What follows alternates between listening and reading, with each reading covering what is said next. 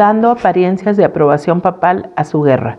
Esto hizo pensar a los cardenales enemigos de Borgia si la fuga sería una combinación del padre y el hijo, pues ayudaba perfectamente a la política de Alejandro.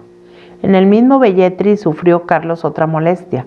Al día siguiente de la huida de César se le presentaron unos embajadores españoles enviados por Fernando el Católico para protestar contra su expedición a Nápoles y la ocupación de las fortalezas del Papa.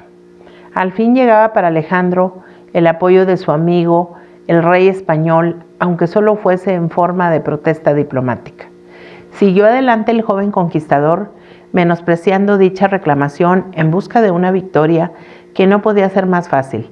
La guerra resultaba un simple paseo militar. En vista de la flojedad y escasez de sus tropas, el rey de Nápoles había huido a Sicilia, abandonando sus estados. A pesar de que nadie osaba oponer resistencia, el ejército invasor, ávido de pillaje, saqueó e incendió algunos pueblos al pasar la frontera napolitana, y esto fue suficiente para que las más de las ciudades apresurasen su rendición. Unas pocas semanas bastaron a Carlos para posesionarse del reino napolitano sin tirar de la espada. El 22 de febrero ya había entrado en Nápoles con honores de héroe. Llegaba el momento de cumplir sus promesas de cruzado, marchando sobre Constantinopla luego de pasar por Grecia, que le esperaba impaciente por librarse de los turcos. 3 días después de entrar en Nápoles, moría el príncipe Desjem. Contra toda sorpresa, los enemigos del Papa le atribuían la muerte de este príncipe, diciendo que lo había entregado al rey de Francia, envenenado con un mes de anticipación, como si este fuese posible. Verdaderamente, el hermano del sultán sentíase enfermo desde mucho antes, a consecuencia de sus excesos en la comida y la bebida. El célebre pintor Mantenga, que le visitó repetidas veces en su alojamiento del Vaticano, declaraba que Desjem comía de ordinario 5 veces al día copiosamente y estaba ebrio a todas horas. Era gran jinete, pero a pie resultaba grotesco por su extremada gordura y la fealdad de su rostro. César Borgia y su hermano Juan habían tenido con él cierta intimidad y más de una vez, por la influencia de dicho trato amistoso, los 2 hijos del Papa se mostraron en las calles de Roma con turbante y caftán montados a la turca, imitando el aspecto del príncipe cautivo. Alejandro VI, dijo Enciso, no tenía ningún interés político en la muerte de Desjem.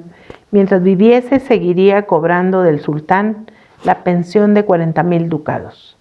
En cambio de continuar Desjem al lado de Carlos VIII, este iba a verse en la obligación de aprovechar la influencia del cautivo, marchando inmediatamente a la conquista de Constantinopla.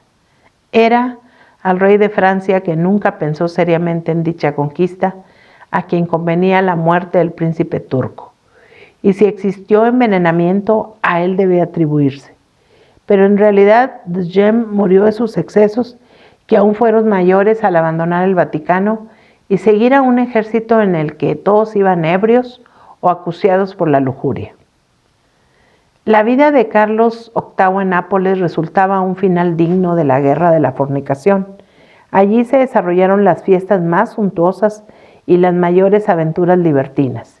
Ni el rey ni sus capitanes parecían acordarse ya de la promesa de guerrear contra los infieles. El ejército se iba empequeñeciendo con alarmante rapidez a causa de los excesos venéreos y las enfermedades. Todo Nápoles era una orgía. Además, estos vencedores sin combate maltrataban a los napolitanos, lo mismo que habían hecho en los otros países, robándolos individualmente e imponiéndoles fuertes contribuciones. Comines, embajador de Francia en Venecia, escribía a su rey, alarmado por la opinión que empezaba a levantarse en Italia, aconsejándole que retrocediese cuanto antes.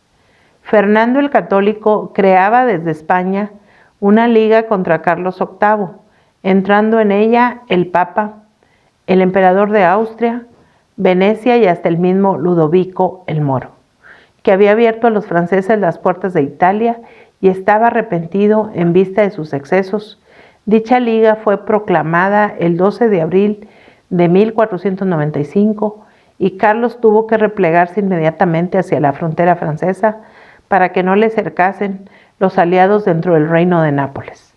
No tenía barcos para evadirse por el Mediterráneo, y España y Venecia dominaban con sus flotas este mar, así como el Adriático.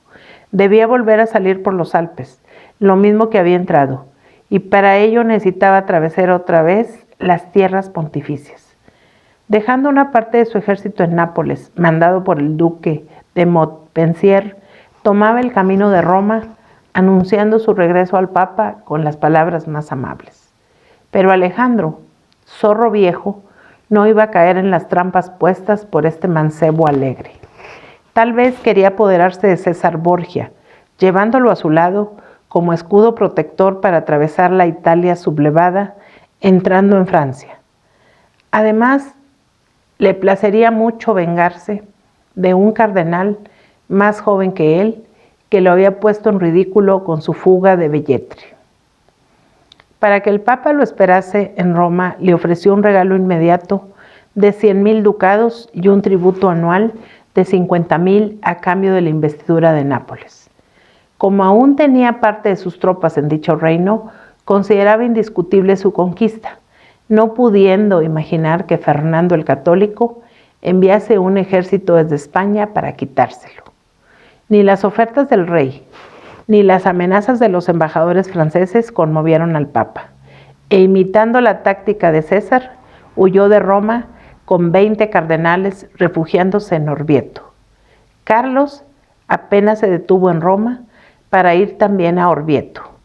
Mas entonces Alejandro, que no quería verlo a todo trance, se marchó a Perusa, mientras las tropas de la Liga formada contra aquel se iban reuniendo en Parma. Tal noticia hizo desistir al rey francés de su entrevista con el Santo Padre y precipitó su retirada hacia los Alpes, al mismo tiempo que Alejandro retrocedía tranquilamente a Roma, guiado por César, quien meses antes había salido de su escondrijo en la casa del clérigo Flores y seguía a su padre en estas hábiles marchas y contramarchas. Hubo de librar Carlos una furiosa batalla para abrirse paso a través de los confederados. El peligro le hizo combatir valerosamente, siendo esta lucha la única digna de mención en toda la guerra. Aunque consiguió ponerse a salvo, tuvo que dejar en manos del enemigo todos los bagajes de su ejército, así como el botín robado en Nápoles. Hasta los objetos personales del monarca quedaron abandonados en el campo de batalla, especialmente una colección de pinturas representando a todas las beldades conocidas por Carlos VIII en Italia. Aseguran que el rey cambiaba casi todos los días de amante, dijo Borja sonriendo, y su expedición duró 11 meses. Calcule usted, don Manuel, cuántos serían los retratos de las damas. Esta guerra de una batalla única resultaba terriblemente mortífera por los combates de la fornicación más que por los de las armas. Una demencia lujuriosa parecía haberse apoderado de los 30,000 hombres desde que atravesaron los Alpes.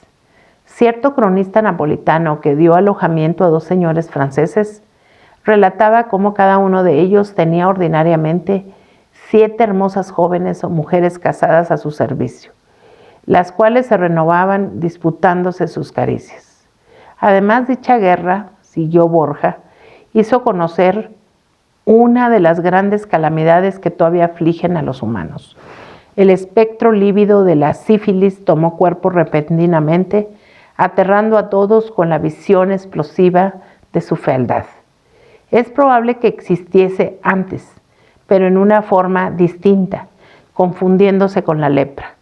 Por un misterio todavía inexplicable, exacerbado tal vez dicho mal, por las licenciosas costumbres del Renacimiento, se difundió de pronto como un estallido, abarcando igualitariamente a todas las clases sociales, royendo las narices y las gargantas de reyes y papas, diezmando las naciones con la ferocidad de una epidemia.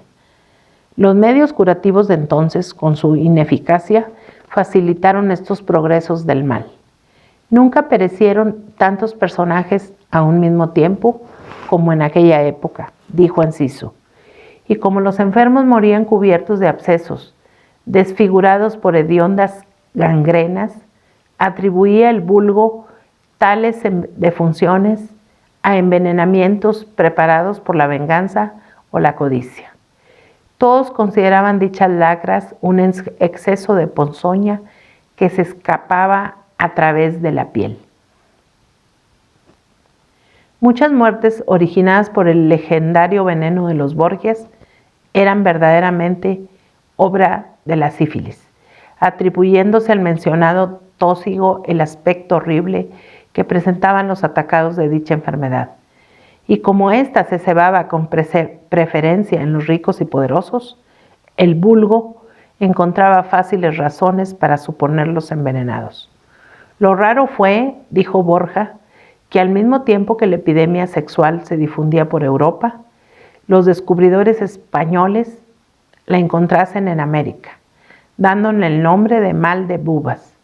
Tal dualidad hizo que durante mucho tiempo se atribuyese a los pobres indígenas del Nuevo Mundo el terrible regalo de la sífilis hecho al mundo viejo.